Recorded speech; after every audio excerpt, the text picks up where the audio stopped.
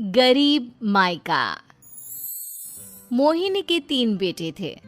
पति खूब अच्छा कमाता और बड़े घर के ऐश सब था मोहिनी के जीवन में। लेकिन एक चीज जो नहीं थी वो थी सुकून।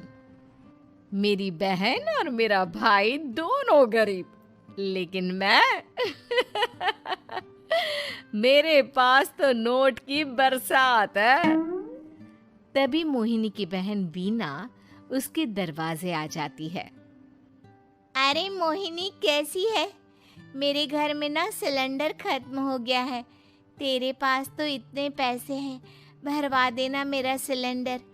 पैसे जैसे ही आ जाएंगे मैं दे दूंगी। तभी मोहिनी का पति राकेश आ जाता है।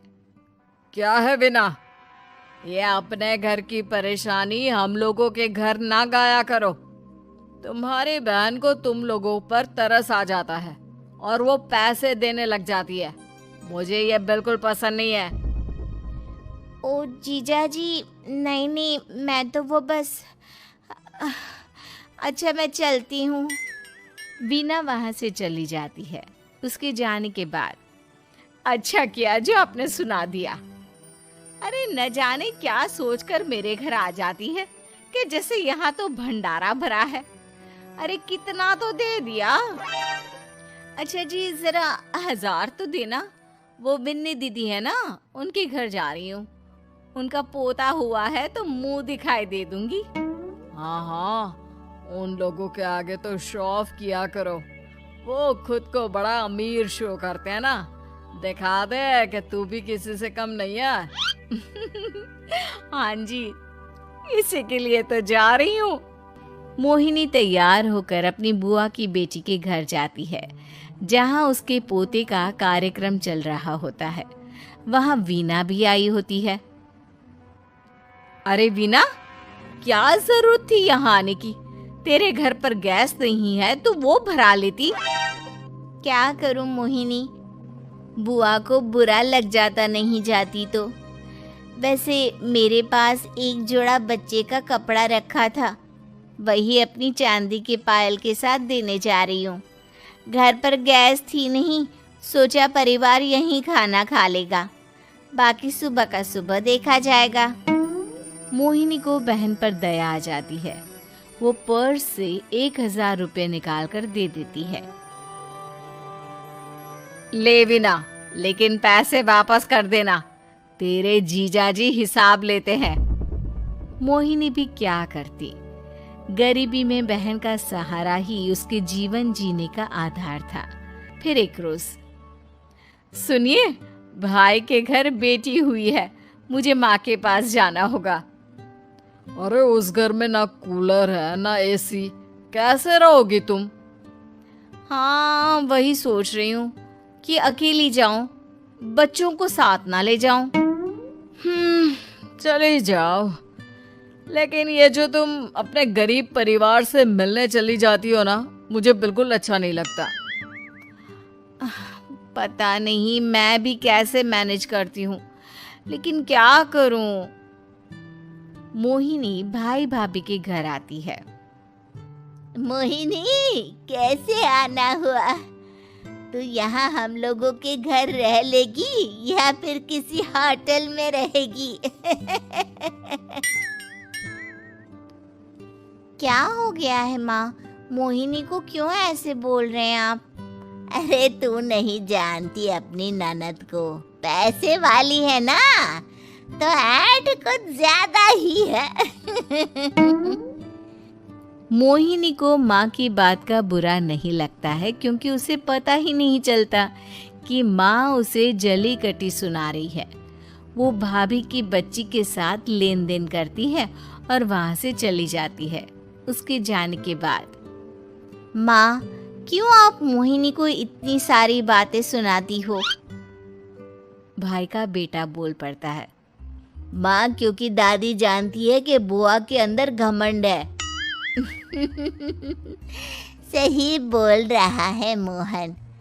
बहू भले तुझे ना दिखता हो, लेकिन मुझे और मोहन को दिखता है कि वो कितनी घमंडी है। मोहिनी मायके आती है जहाँ गरीबी के कारण चीजें कम होती हैं।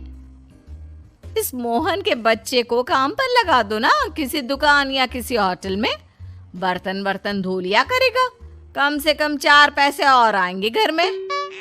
देख मोहिनी, माना तेरे पास पैसा है, लेकिन तेरे भाई के दिन इतने भी बुरे नहीं चल रहे कि वो अपने बच्चे की पढ़ाई रुकवा कर उससे बर्तन धुलवाए। मोहन माँ की ओर देखता है, जैसे आंखों से बोल रहा हो, देख लिया बुआ का हाल।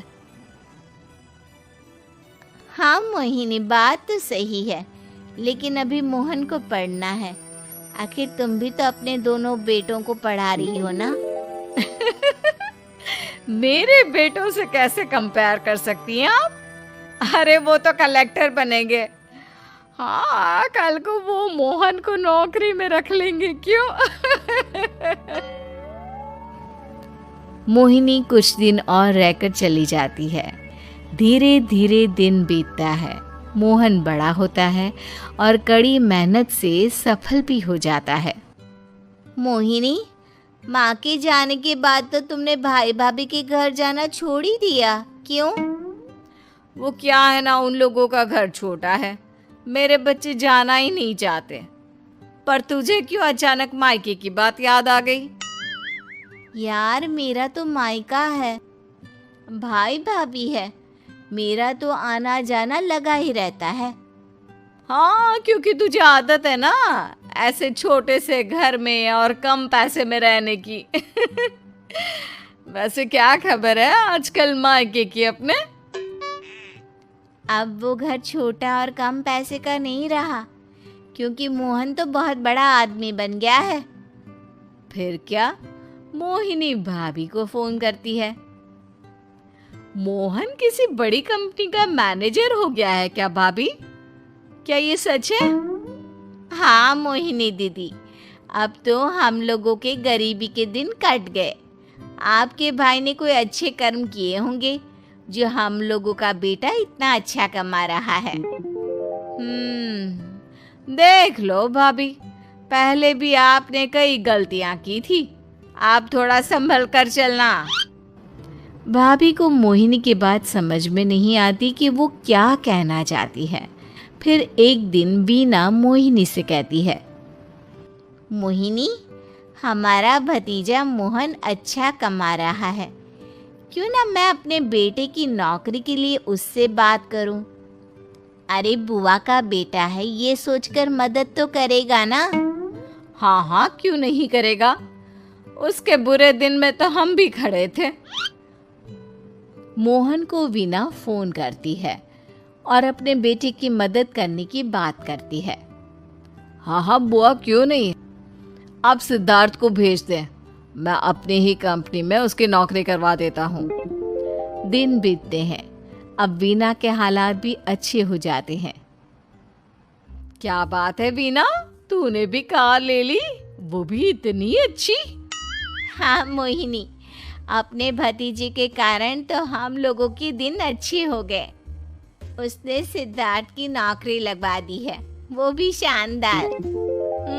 ठीक है, लेकिन पैसे ख्याल से खर्च करना। वो क्या है ना, पैसे आने आसान है लेकिन संभालने मुश्किल। मोहिनी घर पर अपने पति से बात करती है।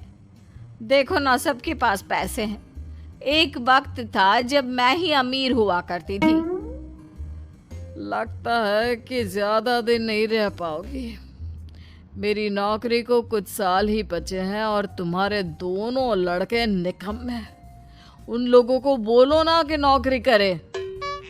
तभी वहां मोहिनी के बेटे भी आ जाते हैं। अरे हमें क्या मोहन समझा है, जो दिन रात गधे की तरह काम करते रहे? खैर, दिन फिरते हैं और मोहिनी के पति की नौकरी भी खत्म हो जाती है। मोहिनी क्या करे, थोड़े से पैसे में गुजारा नहीं हो रहा है। तो क्या करे, मेरी समझ में कुछ नहीं आ रहा। मोहन को बोलो ना कि वो इन दोनों के लिए नौकरी देखे, जैसे सिद्धार्थ के लिए नौकरी देखी है। मोहिनी क्या कहती। उसे अपने वो दिन याद आ जाते हैं जब उसने भाभी से मोहन को नौकर बनने की सलाह दी थी। क्या हो गया, क्या सोच रही हो मोहिनी? यही कि वक्त कभी भी किसी का भी पलट सकता है। ऊपर वाले से डर कर रहना चाहिए।